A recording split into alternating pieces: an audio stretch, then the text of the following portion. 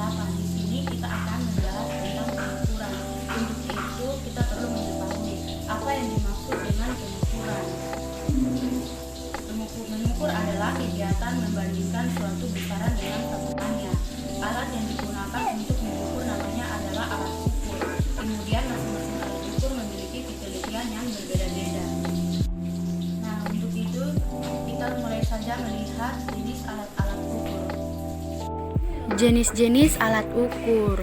Yang pertama, voltmeter. Voltmeter adalah alat atau perkasa untuk mengukur besar tegangan listrik dalam suatu rangkaian listrik.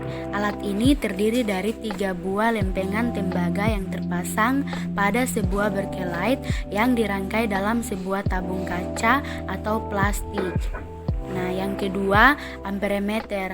Amperemeter adalah alat yang digunakan untuk mengukur kuat arus listrik yang ada dalam rangkaian tertutup. Amperemeter biasanya dipasang berderet dengan elemen listrik. Cara menggunakannya adalah menyisipkan amperemeter secara langsung ke rangkaian. Kemudian yang ketiga, stopwatch. Stopwatch adalah jenis alat ukur yang berfungsi untuk mengukur satuan waktu yang diperlukan dalam suatu proses atau kegiatan. Penggunaan stopwatch biasanya untuk menghitung lama waktu yang dibutuhkan dalam mengerjakan produk. Yang keempat, busur derajat. Busur derajat adalah alat untuk mengetahui besar sudut dan menggambar suatu sudut. Jenis busur yang sering kita jumpai adalah setengah lingkaran atau 180 derajat, tipe lingkaran atau 360 derajat.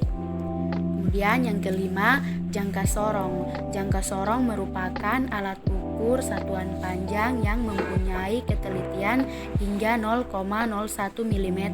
Dalam aplikasinya, jangka sorong dapat digunakan untuk mengukur kedalaman sebuah lubang, diameter luas, diameter dalam, panjang dan lebar sebuah material. Kemudian yang keenam, mikrometer sekrup. Mikrometer sekrup merupakan alat ukur yang mempunyai fungsi hampir sama dengan jangka sorong. Yang membedakan adalah tingkat ketelitiannya yang berbeda. Yang lebih tinggi, tingkat ketelitian mikrometer sekrup dapat mencapai 0,001 mm, sedangkan jangka sorong 0,01 mikrometer sekrup sering digunakan untuk pengukuran ketebalan dan diameter material yang memerlukan tingkat presisi yang lebih tinggi.